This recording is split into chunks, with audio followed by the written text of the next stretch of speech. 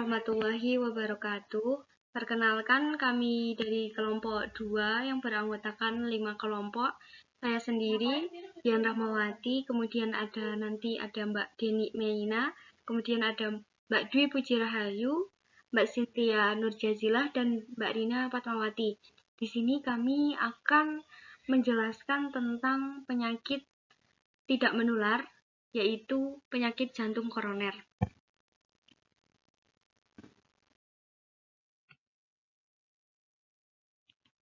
Kita masuk pada pengertian penyakit jantung koroner. Penyakit jantung koroner atau biasa disebut dengan PJK adalah keadaan di mana terjadi ketidakseimbangan antara kebutuhan miokardium atas oksigen dengan penyediaan yang diberikan oleh pembuluh darah koroner, menurut NASPI tahun 2010. Etiologi penyakit jantung koroner yaitu penyakit jantung. Patofisiologi PJK, penyakit jantung koroner, terjadi bila ada timbunan plak yang mengandung lipoprotein, kolesterol, sisa-sisa jaringan, dan terbentuknya kalsium pada intima atau permukaan bagian dalam pembuluh darah.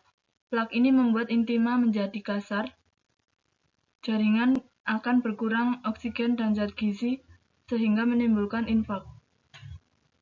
Penyakit jantung koroner menunjukkan gejala gizi, terjadi infark miokard atau bila terjadi iskemia miokard seperti angina pectori. Kolesterol serum dibawa oleh beberapa lipoprotein yang diklasifikasikan menurut densitasnya. Lipoprotein dalam urutan densitas yang meningkat adalah kilomikron. VLDL atau Very Low Density Lipoprotein, LDL Low Density Lipoprotein, dan HDL High Density Lipoprotein membawa hampir seluruh kolesterol dan merupakan yang paling aterogenik. HDL menurunkan resiko penyakit jantung ke hati, tempat kolesterol di metabolisme dan diekskresikan. Orang dewasa dapat diklasifikasikan sebagai beresiko penyakit jantung koroner berdasarkan jumlah total dan kadar kolesterol LDL-nya.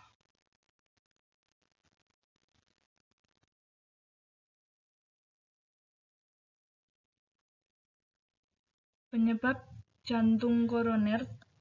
Salah satu penyakit koroner adalah kebiasaan makan makanan berlemak tinggi, terutama lemak jenuh, agar lemak mudah masuk dalam peredaran darah dan diserap tubuh. Maka lemak harus diubah oleh enzim lipase menjadi gliserol.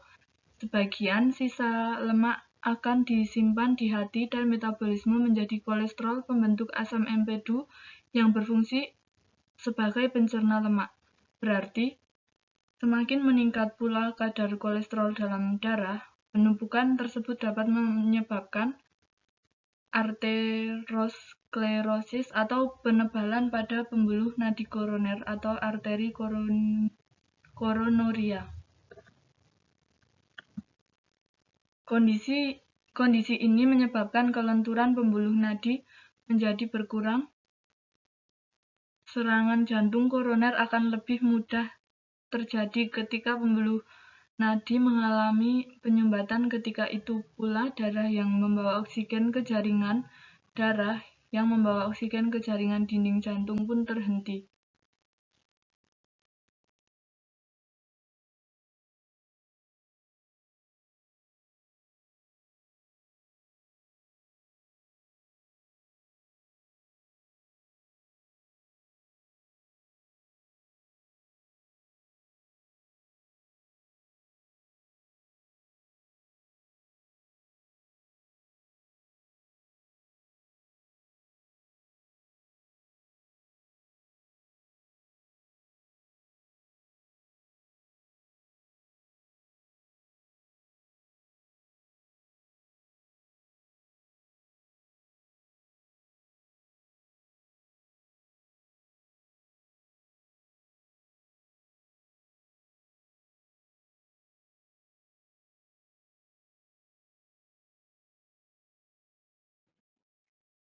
Gejala penyakit jantung koroner yang pertama yaitu dada terasa tak enak, digambarkan sebagai mati rasa, berat, atau terbakar dapat menjalar ke pundak kiri, lengan, leher, punggung, atau rahang. Yang kedua, sesak nafas. Ketiga, jantung berdebar-debar. Keempat, denyut jantung lebih cepat. Kelima, pusing. Enam, mual. Dan ketujuh, kelemahan yang luar biasa. Faktor risiko dari PJK. Faktor risiko penyakit jantung koroner ada yang membaginya dalam faktor risiko primer, independen, dan sekunder Kasimin 1997, resmi 2002, yaitu yang pertama faktor risiko primer. Faktor ini dapat menyebabkan gangguan arteri berupa aterosklerosis tanpa harus dibantu oleh faktor lain yaitu independen. Termasuk faktor risiko primer yaitu hiperlidemi, merokok, dan hipertensi. Yang kedua, yaitu faktor risiko sekunder. Faktor risiko ini berupa dapat menimbulkan kelainan arteri bila ditemukan faktor lain secara bersamaan, termasuk faktor risiko sekunder, yaitu diabetes mellitus atau yang disebut dengan DM, obesitas, stres, kurang olahraga, alkohol, dan riwayat keluarga. Hasil penelitian berdasarkan data WHO 2011 bahwa penyakit jantung merupakan penyebab kematian nomor 1 di dunia dan 60% dari seluruh penyebab kematian penyakit jantung adalah penyakit jantung iskemik dengan sedikitnya 17,5 juta atau setara dengan 36,0% kematian di seluruh dunia disebabkan oleh penyakit jantung. Diperkirakan tahun 2030 bahwa 23,6 juta orang di dunia akan meninggal karena penyakit kardiovaskular. Di Indonesia sendiri, penyakit jantung juga cenderung meningkat sebagai penyebab kematian. Menurut data Survei Kesehatan Rumah Tangga atau SKRT, tahun 1996 menunjukkan bahwa proporsi penyakit ini meningkat dari tahun ke tahun sebagai penyebab kematian. Tahun 1975, kematian akibat penyakit jantung hanya 5,9%, tahun 1981 meningkat sampai dengan 9,1%, tahun 1986 melonjak menjadi 16%, dan tahun 1995 meningkat menjadi 19%.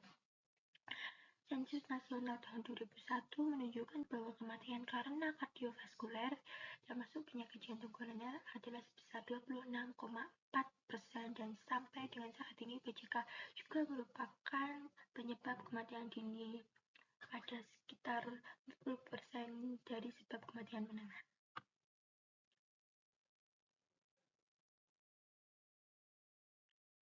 Dari penelitian terdahulu, terdapat hubungan berbagai faktor risiko terhadap kejadian penyakit jantung koroner pada penderita diabetes mellitus tipe 2.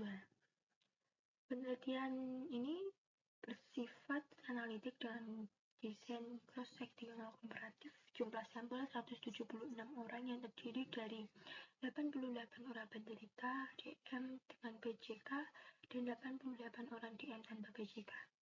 Pengolahan data dilakukan dengan uji T-square menggunakan sistem komputerisasi. Hasil penelitian menunjukkan bahwa faktor risiko yang berhubungan dengan kejadian PJK pada penderita DM tipe 2 adalah jenis kelamin, lama menderita DM, hipertensi, dislipidemia, obesitas, dan merokok.